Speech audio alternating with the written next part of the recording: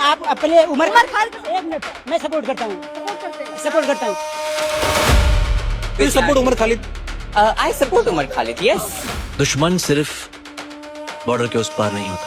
उमर खालिद वो है जिसको 5 साल से बिना किसी सुनवाई के बेल नहीं दी जा रही। बच्चे नहीं है, टाइम बॉम्ब है साले, आतंकवादी के पिल्ले हैं।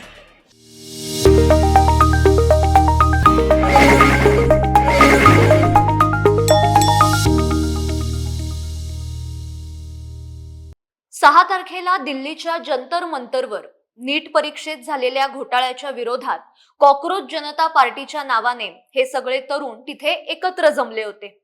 पण मीडियाला बाईट देताना हे मुलं काय म्हणतायत? I support Umar Khalid. आता नीट परीक्षेतला घोटाळा आणि उमर खालिदला पाठिंबा देण्याचा काही संबंध आहे का? म्हणजे या तरुणांच्या मनात किती विष भरलं गेलंय हे दिसतंय। त्या व्हिडिओतनं सुरुवातीला जो व्हिडिओ दाखवला त्यामध्ये एक वाक्य आहे की शत्रू हा फक्त सीमेच्या पलीकडे नसतो, तो देशाच्या आत सुद्धा असतो। हे अगदी खरंय। देशविरोधी उमर खालिद आणि शर्जील इमाम यांचा या तरुणांना एवढा पुळका का? उमर खालिदच्या विचारांशी आम्ही सहमत आहोत असं या तरुणांना का बरं म्हणावंसं वाटत असेल? आता हा उमर खालिद कोण आहे, त्याचे काय विचार आहेत हे या तरुणांना माहिती तरी आहे का फक्त सरकारचा, बीजेपीचा आणि आरएसएसचा विरोध करायचा म्हणून उमर खालिदला आमचा पाठिंबा आहे असं म्हणत सुटायचं? आता अजून एक व्हिडिओ पहा। आप उमर खालिद को सही मानते हो? आप उमर खालिद को सही मानते हो तो आपसे क्यों जस्टिफाई कर रहे हो? क्यों जस्टिफाई कर रहे हो? जस्ट शट बीजेपी के वो। हाँ, बीजेपी को। अरे चलो, जब कुछ नहीं आता बीजेपी हो, आप शर्जील इमाम को जस्टिफाई कर रहे हो, उमर खालिद को जस्टिफाई कर रहे हो। प्रश्न विचारणारी पत्रकार उमर खालिदच्या विरोधात बोलतीये म्हणून ती अंधभक्त आहे, ती गोदी मीडिया आहे, ती बीजेपी समर्थक आहे असं तो मुलगा तिला म्हणतोय। थोडक्यात काय तर देशविरोधी लोकांचं समर्थन केलं नाही, त्यांच्या विरोधात बोललं की तुम्ही गोदी मीडिया किंवा तुम्ही अंधभक्त असतात। तो उमर खालिद को सपोर्ट करिए, पार्टी मेरा उसके साथ फ्यूचर है। उमर खालिद ने तुम्हारी इज्जत लूटी थी क्या? तेरे बाप की इज्जत लूट, तेरी माँ की इज्जत लूटी है क्या? ये देखिए, बता क्या किया है? क्या किया है? तेरी बहन की लूटी थी, तेरी बाप की लूटी थी क्या? मतलब ये देखिए इनकी जो है किस तरह से ये एक्सपोज हो रहे हैं। ये चाचा कह रहे हैं कि मैं बाप हूँ। नहीं सर अब जवाब देना पड़ेगा। इन्होंने किस तरह से, अभी एक मिनट, वो स्टूडेंट है ना, वो आपकी बेटी की उम्र की होगी, आपके बेटी की नहीं आपके बेटी की उम्र की बेटे तो फिर वो कैसे क्या बोला? उमर खालिद क्या शब्द? आप अपनी बेटी के लिए सवाल करो, सवाल आप करो। अपनी बेटी के लिए बोल सकते हो। आता या काकांचं वय काय आणि ते बोलतात काय? उमर खालिदने तुझी इज्जत लुटलीये का असा प्रश्न ते काका त्या पत्रकार मुलीला करतायत। हे अजिबात शोभत नाही। अहो काका, देशाचे तुकडे करणाऱ्या उमरची तुम्ही किती बाजू घ्याल आणि त्याचा एवढा पुळका तुम्हाला का? बरं, त्याची बाजू घेता घेता आपलं जिभेवरचं नियंत्रण सुटतंय, आपण काहीही बोलतोय याचं भान सुद्धा या काकांना राहिलेलं नाहीये। देशाचे तुकडे तुकडे गँगचे सदस्य असलेले हे उमर खालिद आणि शर्जील इमाम हे सध्या पुन्हा एकदा चर्चेत आलेत, तर जरा यांच्याविषयी जाणून घेऊ।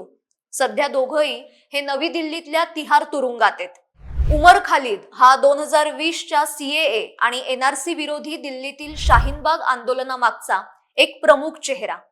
या आंदोलनामध्ये 53 लोकांचा मृत्यू झाला तर अनेक लोक जखमी होते। जेएनयूचा विद्यार्थी नेता म्हणून मिरवणाऱ्या उमर खालिदवर दिल्लीत हिंसाचार आणि दंगल भडकवण्यासारखे गंभीर आरोप आहेत।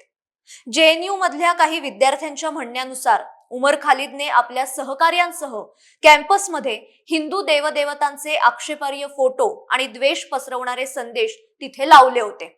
संसदेवर हल्ला करणारा दहशतवादी अफजल गुरु याच्या स्मरणार्थ एका कार्यक्रमाचं आयोजन केलं होतं आणि त्या कार्यक्रमात उमर खालिद सहभागी झाला होता आणि देशविरोधी वक्तव्य त्याने तिथे केली होती। इतकंच नाही तर याने स्वतंत्र काश्मीरची मागणी सुद्धा केली होती। Basically about against the occupation of Kashmir by the Indian state, and I make it very apparent here, I'm not from Kashmir, but I believe that what is happening in Kashmir is in an Indian occupation of Kashmir. 26 जानेवारी 2015 रोजी international food festival मध्ये काश्मीरला वेगळा देश दाखवत त्याने एक food stall सुद्धा उभारला होता।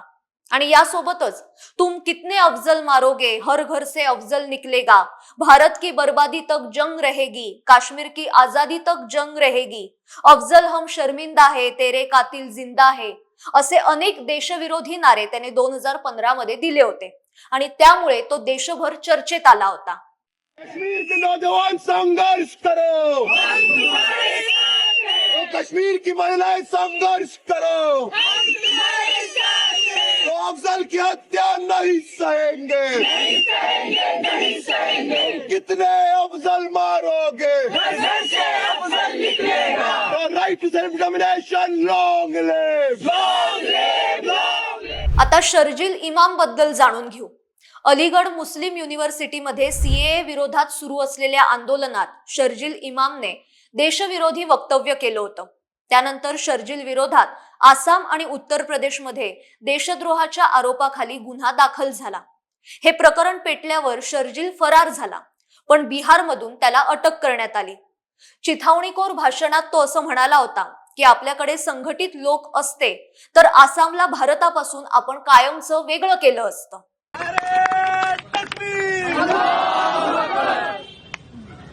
तो एक तो चीज ये है.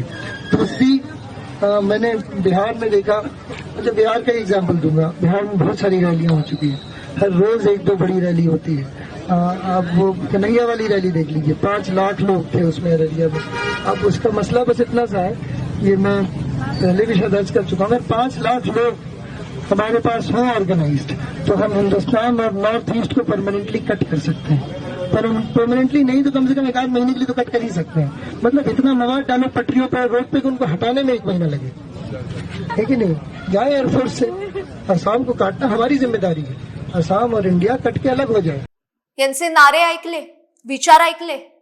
आता तुम्हीच ठरवा की हे देशविरोधी आहेत की देशप्रेमी आहेत आणि आपण कोणाच्या बाजूने बोलायचं, कोणाच्या बाजूने उभं राहायचं हे आपल्याच हातात आहे. त्या जंतर मंतरवर यांना सपोर्ट करणारे जे आहेत ना, त्यांचे सुद्धा विचार काय आहेत हे यातून स्पष्ट झालं. आता गंमत अशी आहे की यातले अनेक जण हे अर्धवट माहितीच्या आधारे उमर खालिदला पाठिंबा देत होते. त्याला चुकीच्या आरोपाखाली अटक करण्यात आली आहे असं यांना पढवण्यात आलं होतं आणि ते तेच बोलत होते. अजून एक व्हिडिओ पहा. Support Umar Khalid. I support Umar Khalid, yes. उसमें कोई बुराई नहीं है उनको सपोर्ट करने के लिए. लेकिन ये नारा लगाना कि भारत तेरे टुकड़े होंगे, ये नारा लगाना कि भारत को चिकन नेक से जो हम काट देंगे, आपको नहीं लगता कि ये वाकई में देशद्रोह वाला एक नारा हो चुका है? चिकन नेक क्या है, आपको पता है चिकन नेक क्या है? मुझे चिकन नेक के बारे में आपको नहीं पता, ऑनेस्टली स्पीकिंग. लेकिन मैं एक बात जरूर मानता हूँ कि हम जिस माहौल में रह रहे हैं यहाँ पर किसी को भी टेररिस्ट बताया जा सकता है. आपको पता है चिकन नेक क्या है? चिकन नेक के बारे में कोई आइडिया नहीं. उमर खालिद ने भारत से चिकन नेक को अलग करने की बात कही गई थी. आप लोगों को आइडिया भी नहीं है कि चिकन नेक है क्या? लेकिन मैं आपको लग रहा है कि किसी मुर्गी की गर्दन है जिसे काट के खाने की बात कही जा रही है. जम्मू कश्मीर नो, नहीं, it's okay not okay actually, क्योंकि जो उमर खालिद का जो बयान मला चिकन नेक माहिती नाही, पण आय सपोर्ट उमर खालिद हे यांचं ज्ञान. चिकन नेक हा ईशान्येकडच्या 8 राज्यांना जोडणारा अतिशय महत्वाचा आणि राष्ट्रीय सुरक्षेच्या दृष्टीने संवेदनशील असलेला एक महत्वाचा भाग. त्याला देशापासून तोडण्याची भाषा करणाऱ्या उमर खालिदला हे तरुण पाठिंबा देतात. एक प्रकारे या तरुणांचा हा केलेला ब्रेनवॉशच आहे. आता सीजेपीचा सहप्रवक्ता विजेता दहिया याने काय अकलेचे तारे तोडले तेही ऐका. सौरभ दास साहब अपने आप को उमर खालिद के साथ जुड़कर बता रहे हैं, अपने आप को सपोर्टर बता रहे हैं. सौरभ दास जो है वो वीडियो वायरल हो रही है उनकी कि वो उमर खालिद के अपने आप को सपोर्टर बता रहे हैं. क्या कारण मानते हैं? सुनो भाई, उमर खालिद पे जो चार्जेस हैं वो ये है कि एक तो उन्होंने एक स्पीच दी थी जिसमें उन्होंने गांधी जी को कोट किया था. ठीक है, एक वो किसी व्हाट्सएप ग्रुप में थे. अभी तक जो हमें पता है ये है. नहीं फिर भी दिल्ली अगर दंगों के आरोपी है, सुन लो भाई, सुन. दंगे भड़के, अरे 50 से ज्यादा लोग मरे यार. अरे कमाल कर रहे हो आप. कौन सा है तो कुछ ना कुछ ट्रायल होगा ना. ट्रायल होगा ना. सर आप जवाब दीजिए. दिल्ली सर गोदी मीडिया वाला काम छोड़ दीजिए, देश के पत्रकार बनिए. ट्रायल नहीं हो रहा. एक सवाल का जवाब से बचने की बात मेरे आगे मत करिए. बदतमीजी नहीं, बदतमीजी नहीं. हे असे अर्बन नक्षली उमर खालिदला पाठिंबा देतात. उमर खालिदवर खोटे आरोप आहेत आणि मोदी सरकारने त्याला उगाच अटक केलीये असं पसरवतात. यांना पत्रकारांनी उलट प्रश्न केले ना की हे गोदी मीडिया आहे असं म्हणून हात वरती करतात आणि उत्तर देण्याची टाळाटाळ करतात. हे एक प्रकारे आपल्या देशातल्या तरुणांवर होणारं वैचारिक आक्रमण आहे. सीमेपलीकडच्या शत्रूंचा सामना करण्यासाठी आपलं सैन्य, आपले जवान आहेतच. देशाकडे वाकडी नजर करून बघणाऱ्यांना ते बरोबर पुरून उरतात. पण देशातल्या अंतर्गत शत्रूंचं काय?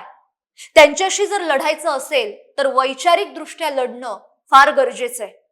वैचारिक आक्रमण करून देशाचे तुकडे करणाऱ्यांचे मनसुबे कधीच पूर्ण होणार नाहीत. आजच्या भागात इथेच थांबते, पण याविषयी तुम्हाला काय वाटतं ते कमेंट्स मधनं नक्की कळवा. आणि हा भाग जर तुम्हाला आवडला असेल तर जास्तीत जास्त लोकांपर्यंत नक्की शेअर करा. आणि साप्ताहिक विवेकच्या YouTube चॅनलला आजच सबस्क्राईब करा. धन्यवाद.